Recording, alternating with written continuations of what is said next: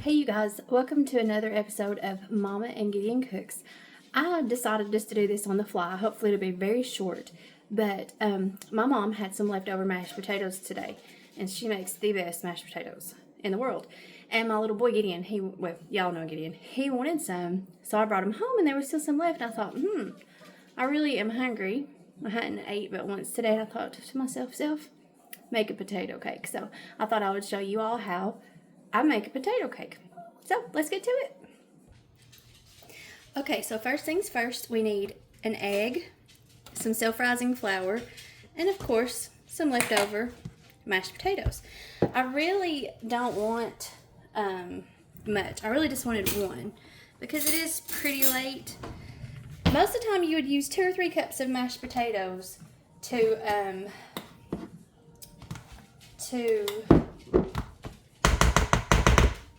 maybe 1/4 cup to 1/2 cup of flour and 1 egg. That would be what I would suggest. So I just put a couple spoons of potatoes in a bowl. I really don't need a whole egg, but I found the smallest egg I have. And then I'm just going to do a little bit of flour and this egg. I don't know if y'all can see. I'm trying to keep me out of it because I already have my PJs on when I decided to do this. Let me throw this away.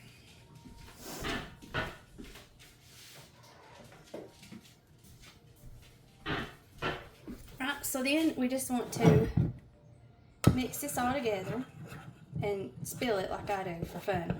Because would it be fun if you didn't make a mess? Heck no. That's the fun of it. Normally they wouldn't be this yellow, you guys. It's just because I used that whole egg. Now, if you had some of those little Baney chickens or those little tiny chickens that make the tiny eggs, that would have been perfect for this. So you just want to give it a good, almost like a pancake consistency. Stir it up. I went ahead and sprayed my skillet with butter spray. Let's see here. I'm trying to get, let me pause it. So I've just got that, that cooking spray. You could probably use oil. Would be a good idea. It's not hot yet. We'll give it a minute to get a little hotter.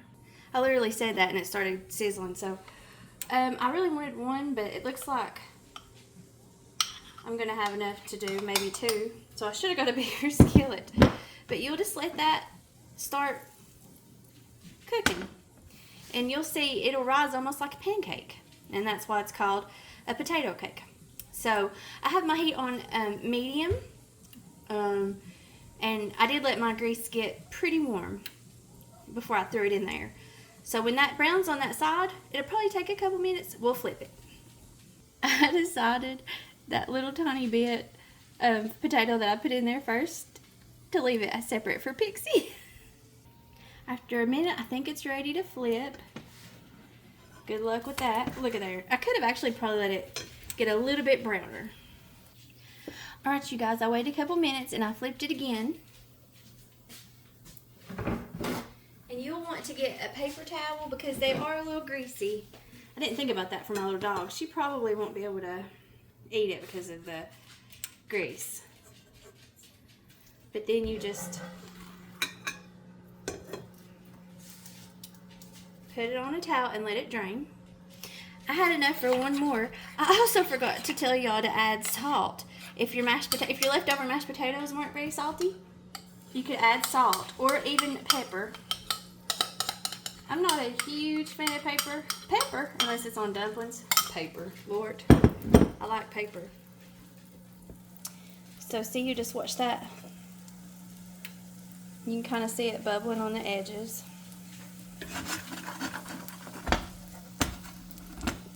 And then we'll give it a couple minutes and flip again. Alright, you guys. This potato cake is actually pretty big. And the edges are starting to brown, so I'm going to attempt to flip it. I got it on the edge a little bit up there, but if I leave it alone, maybe the skillet will be hot enough to cook. This looks good. I will admit that I did eat Pixie's little potato cake because I thought to myself, she can't eat that much grease, and I might give her a bite of the inside, but it did need salt.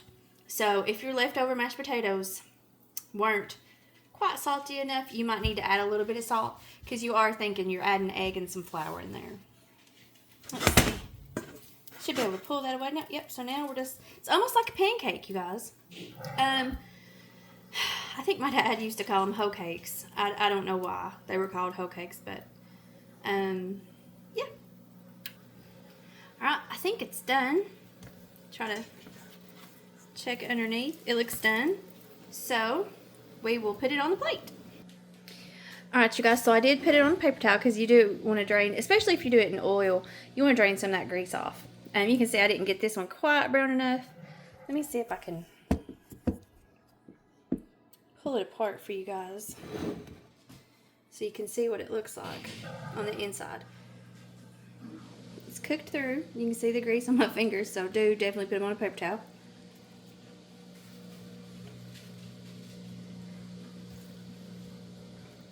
And they taste really good.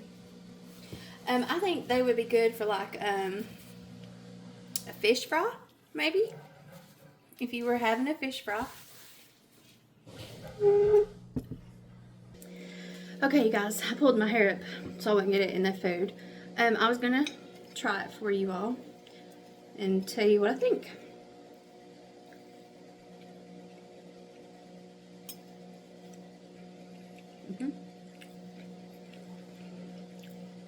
It's pretty good. Like I said, probably maybe with the fish fry, I would make them little, like half this size, in a bigger skillet. And my favorite thing to eat them with is ketchup. So, definitely good. My dad never measured anything out, so whenever he cooked something, I was just watch and learn by looking.